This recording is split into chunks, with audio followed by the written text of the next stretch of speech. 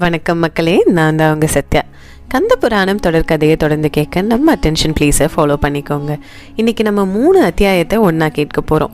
எல்லாம் சின்ன சின்ன பகுதியாக இருக்கிற காரணத்தினால. இப்போ நம்ம பார்க்க போகிறது 12வது அத்தியாயம், வடக்கு உயர்ந்தது. பூதகணங்கள் படை சூழ ஈசன் திருமண கோலத்தில் வந்த செய்தி தெரிஞ்ச ஹிமவான் தன்னோட சுற்றத்தாரோடு நகர வாயில்ல அவரை வரவேற்க வராரு. வந்த ஈசனை பார்த்து வணங்கி எங்கள் அரண்மனைக்கு வருமாறு வேண்டிக்கிட்டு அழைச்சிட்டும் போறாரு. ஊர் மக்கள் எல்லாம் ஈசன் மணக்கோலத்துல பலவித வாத்தியங்கள் முழங்க அழகா திருக்கோலத்தில் வரதை கண்டு பெரும் மகிழ்ச்சி அடைகிறாங்க. தங்களோட பிறவி பயனே தீந்துதுன்னு நினைக்கிறாங்க. அரண்மனை வாயில் அடைஞ்சதும் மேனை பசும்பாலோட வந்து எல்லாரையும் வரவேற்கிறாங்க. பிரம்மன் விஷ்ணு கை கொடுக்க ஈசன் ரிஷபத்திலிருந்து கீழே இறங்குறாரு. இறங்கினதும் மேனையும் ஹிமவானும் ஈசன் பாதங்களை பாலனால கழுவுறாங்க. அதுக்கப்புறம் நந்தி தேவர் பாதுகைகளை கொடுக்க அதை அணிஞ்சிட்டு உள்ள போறாங்க. பிரம்மனும் விஷ்ணுவும் ஈசனை அழைச்சிட்டு போய் திருமண மண்டபத்துல, அதுவும் நவரத்தினங்கள்னால அலங்கரிக்கப்பட்ட இழைக்கப்பட்ட அந்த ஆசனத்தில் உட்கார வைக்கிறாங்க. அவர்களும் மற்ற எல்லா தேவர்களும் அவங்களுக்கு போடப்பட்ட ஆசனத்திலையும் உட்கார்றாங்க. அப்படி உட்கார்ந்ததும் ஒரு பயங்கரமான காட்சி நடக்குது. இறைவனோட திருமண கோலத்தை பார்க்க இமயமலையில மொத்த உலகவாசிகளும் கூட அந்த இடத்தோட பாரம் கூடி அந்த பகுதி பூமிக்கு கீழே போயிடுது. மற்ற நிலப்பரப்புகள் எல்லாம் மேல் நோக்கி எழும்புது. இதை பார்க்குற மற்ற தேவர்கள் எல்லாம் பதறி போக ஈசன் மட்டும் அமைதியான புன்னகையோட நந்தி தேவரை அழைச்சு அகத்திய முனிவரை அழைச்சிட்டு வர சொல்றாரு. அப்பேற்பட்ட கூட்டத்தில இருந்து தேடி அகத்திய முனிவரையும் நந்தி தேவர் அழைச்சிட்டு வராரு. அப்படி வந்ததும் அகத்தியர் ஈசன் காலில் விழுந்து வணங்கி எழுந்து நின்று பிரபுவை பார்த்து, பிரபு, அடியேனுக்கு என்ன கட்டளை அப்படின்னு கேட்கிறாரு. அகத்திய முனிவரே, என் திருமணத்தை காண மொத்த உலகமும் கூடினதுனால இந்த இடத்துல பூமி பாரம் அதிகமாயிடுச்சு. அதனால நீர் கிளம்பி தென் திசையில இருக்கிற பொதிகை மலையின் மேல கொஞ்ச நாள் வீற்றிருக்க வேண்டும். அப்பதான் உலகம் சமநிலை அடையும்னு ஈசன் சொன்னதும், இறைவா, நான் என்ன பாவம் செஞ்சேன்? இந்த மொத்த பிரபஞ்சமும் உங்க திருமணத்தை காணும்போது நான் மட்டும் அதை பார்க்க முடியாத பாவியா ஆகிறது என்ன தண்டனை எனக்கு? ஏன் இப்படி ஒரு தண்டனை கொடுக்குறீங்க? அது மட்டும் இல்லாம தேவாதி தேவர்கள் எல்லாம் இங்க இருக்க சாதாரண முனிவன் நான். எனக்கு என்ன சக்தி இருக்குன்னு பூமியவே சமநிலையாக கொண்டு வர முடியும்னு என்ன அனுப்புறீங்க அப்படின்னு கண்கள்ல நீர் பெருக நான் தழுத்தழுக்க கேட்கிறாரு. அகத்தியரே, இந்த உலகத்துல உன் சக்திக்கு ஈடுனை யாருமே கிடையாது. பிரம்மனும் விஷ்ணுவும் கூட பண்ண முடியாத காரியத்தை தான் நான் உன்னை செய்ய சொல்றேன். உனக்கு முன்னாடி தேவாதி தேவர்களும் ஒப்பில்லைன்னு ஈசன் சொன்னதும் கண்கள் கலங்க அகத்திய முனிவர், நீங்க இப்ப சொன்ன வார்த்தை நான் பிறவி பயன் அடைச்சதை உணர்த்தது. பெரும் புண்ணியம் செஞ்சவன் நான். உங்க கட்டளையை சிறமேற்கொண்டு நான் செய்து முடிக்கிறேன் ஈசனே. ஆனாலும் தேவா, நான் உங்கள் திருமணத்தை காண பெரும் கனவோடு வந்தேன். அதற்கு தான் எனக்கு கொடுத்து வைக்கலன்னு அவர் கண் கலங்கினதும் ஈசன் அவரை பார்த்து, கவலைப்படாதே, என் திருமண காட்சியை நீ நான் சொன்ன காரியத்தை முடிச்சுட்டு திரும்ப கைலாயம் வரும்போது நிச்சயம் காட்டுவேன் அப்படின்னு சொல்றாரு. இப்படி ஈசன் சொன்னதும் சமாதானமான அகத்தியர் அங்கிருந்து புறப்பட்டு பொதிகை மலையை அடைகிறாரு. பூமி சமநிலையும் ஆகுது. அப்படின்னு இந்த அத்தியாயத்துக்கு தொடரும் போடுறாரு ஆசிரியர் கார்த்திகேயன். அடுத்து நம்ம பார்க்க போற அத்தியாயம் பார்வதி திருமணம். சரஸ்வதி தேவியும் லக்ஷ்மி தேவியும் பார்வதி தேவியை அழைச்சிட்டு போய் வாசனை திரவியம் இருக்கிற கலந்திருக்க நீராட வைக்கிறாங்க. அப்புறம் திருமண உடையெல்லாம் தெரிச்சதும் ஆபரணங்களை அணிய வச்சு திருமண அலங்காரம் பண்றாங்க. அவங்க 2 பேரும் பார்வதி தேவிய கைத்தாங்கி திருமண மண்டபத்தை நோக்கி அழைச்சிட்டு வர இந்திராணி பாதத்துக்கு மலர்கள் தூவ, காளிகள் அவர்களுக்கு குடை பிடிக்க, கங்கை மற்ற எல்லா நதிகளும் அவங்களுக்கு மயில் தோகை விசிறி வீச அவங்க மண்டபத்தை அடையிறாங்க. நாயகனை கரம் பிடிச்சு பார்வதி தேவி மணமேடையை அணைஞ்ச காட்சியை பார்த்து தேவ மாதர்கள் எல்லாரும் பெருமகிழ்ச்சி அடையிறாங்க. ஹிமவானும் மேனையும் ஈசனோட பாதங்களை பன்னீர், புஷ்பம், சந்தனம், அட்சதை அரிசி எல்லாத்தையும் வச்சு பாத பூஜை பண்றாங்க. பிரம்மனும் குரு பகவானும் அந்த திருமணத்துக்கு புரோகிதர்களாயிருந்து வைதீக காரியங்களை பார்த்துக்கிறாங்க. அப்புறம் விதிப்படி வேத வாக்குகளெல்லாம் உச்சரிச்சு ஹிமவானும் மேனையும் பார்வதி தேவிய ஈசன் கரத்துல ஒப்படைச்சு தார வாத்து கொடுக்கறாங்க. வாழைப்பழம், பலாசுலை, நெய், தேன், பால் இதையெல்லாம் கலந்து எடுத்துட்டு வந்து ஹிமவான் ஈசன் கிட்ட கொடுத்து அதை அங்கீகரிக்க சொல்றாரு. ஈசனும் அதை தொட்டு ஏத்துக்கிட்டதா சொன்னதும் அப்புறம் அங்க கூடி இருக்கிற எல்லாரும் அதை பகிர்ந்து உண்டு மகிழ்ச்சி அடைகிறாங்க. இறைவன் பார்வதி தேவியோட கரம் பற்றி திருமணமாகி நிற்கிற காட்சி கண்கொள்ளா காட்சியா இருக்கு. அதை பார்க்குற மக்கள் எல்லாம் பிறவி பலனை அடைஞ்சுதான் நம்புறாங்க. எல்லா தேவர்களும் முனிவர்களும் ஈசனையும் பார்வதியும் வாழ்த்தி பாடல்கள் பாடி அவங்க கிட்ட ஆசை பெறுறாங்க.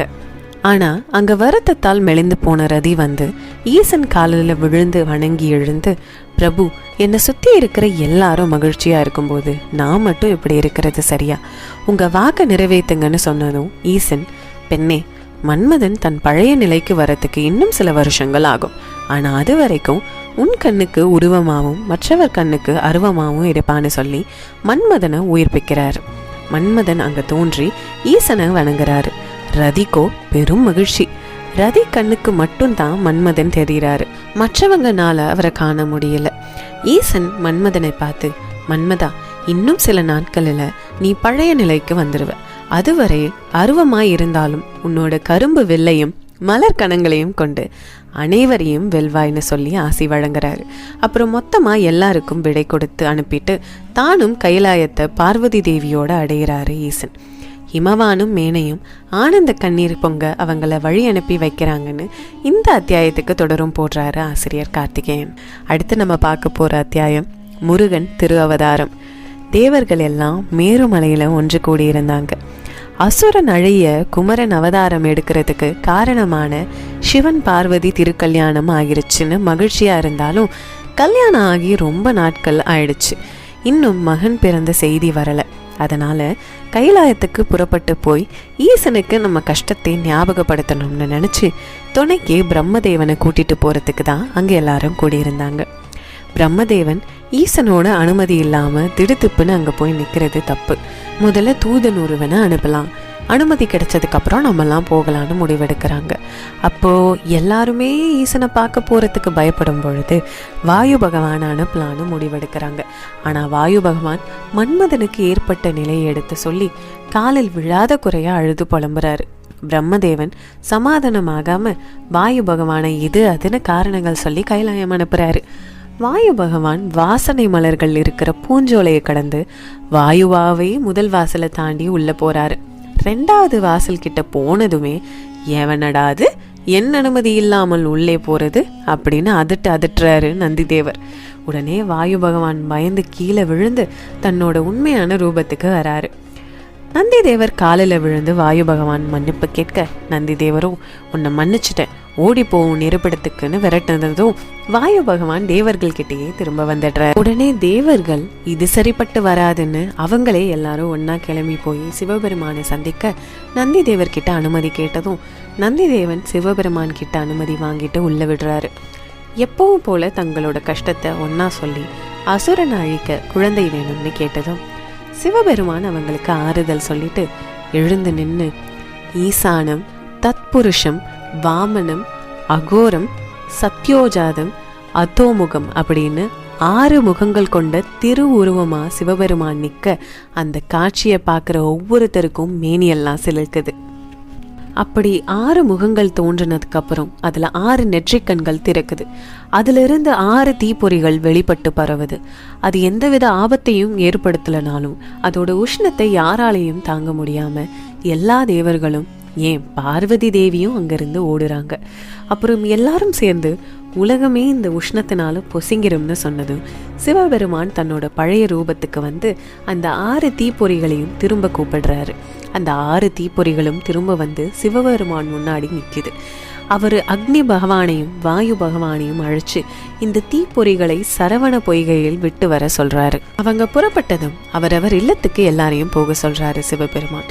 சரவண பொய்கையை தீப்பொறி அடைஞ்சதும் அசுரனை அழிக்கிற புத்திரன் அவதரிப்பான்னு ஈசன் சொல்லி வாக்கு கொடுத்தாலும் யாரும் வீட்டுக்கு போகாமல் குமாரனோட அவதாரத்தை பார்க்க சரவண பொய்கையில அடையிறாங்க. அக்னி பகவானும் வாயு பகவானும் கங்கை கிட்ட அந்த 6 தீப்பொறிகளை ஒப்படைக்கிறாங்க. 6 தீப்பொறிகளோட உஷ்ணம் தாங்க முடியாம கங்கை வற்ற தொடங்குது. அப்படி வற்றினாலும் கங்கை தாய் 6 தீப்பொறிகளையும் சரவண பொய்கையில வெகு விரைவில் கொண்டு போய் சேர்க்கிறாங்க. அந்த தீப்பொறிகள் ஒன்று சேர்ந்து தீ பிழம்பா கொழுந்து விட்டு எரியுது. அப்புறம் அந்த நெருப்பு ஜுவாலையிலிருந்து 6 முகங்கள் 12 கைகளோட நம்ம முருகப்பெருமான் குழந்தையார் தாமரை மலர் மேல அவதரிக்கிறாரு. எல்லா தேவர்களும் முருகனை வழிபடுறாங்க. பிரம்மன் கார்த்திகை பெண்களை அழைச்சி குழந்தையை பாலூட்டி சீராட்டி வளர்க்க சொல்றாரு. அவங்களும் சரவண பொய்கையில இறங்கி முருக கடவுளை வழிபட்டுட்டு கைகளை நீட்டுறாங்க. ஒரு உடல்ல இருந்து 6 குழந்தையா பிரிஞ்சு முருகப்பெருமான் அவங்கள சேருறாரு. அந்த குழந்தைகளோட லீலைகளை வர்ணிக்கவே முடியாதுன்னு எழுதியிருக்காரு ஆசிரியர் கார்த்திகேயன். ஒரு குழந்தை பால் குடிச்சா இன்னொரு குழந்தை தாமரை மலர் மேல நித்திரையில இருக்கும். ஒரு குழந்தை சிரிச்சா இன்னொரு குழந்தை அழுகும். ஒரு குழந்தை கரையில விளையாண்டுட்டு இருந்தா இன்னொரு குழந்தை தண்ணிக்குள்ள இறங்கி விளையாடும். ஒரு குழந்தை தவழ்ந்தா இன்னொரு குழந்தை எழுந்திருச்சு நிற்க முயற்சிக்கும். இப்படி ஒவ்வொரு குழந்தையும் ஒவ்வொரு மனோபாவத்தோட லீலைகள் புரியுது. கார்த்திகை பெண்கள் தங்களோட குலதெய்வமாவே முருகனை வழிபட்டு வளர்த்து வராங்க. சரவண பொய்கையில் திருக்குமாரன் அவதரித்த அதே சமயம் சூரபத்மனுக்கும் மற்ற சகோதரர்களுக்கும் துர்சப்பனம் வர தொடங்குதுன்னு இந்த அத்தியாயத்துக்கு தொடரும் போடுறாரு ஆசிரியர் கார்த்திகேயன். எப்படா கதையோட ஹீரோ பிறப்பாருன்னு காத்திருந்த நமக்கும் நல்ல செய்தி வந்தாச்சு. இனி கந்த புராணத்தில் என்ன நடக்குதுன்னு தெரிஞ்சுக்க நம்ம அட்டென்ஷன் ப்ளீஸை ஃபாலோ பண்ணிக்கோங்க. அடுத்த பகுதியில் நான் உங்களை சந்திக்கிறேன். நான் தான் உங்கள் சத்யா.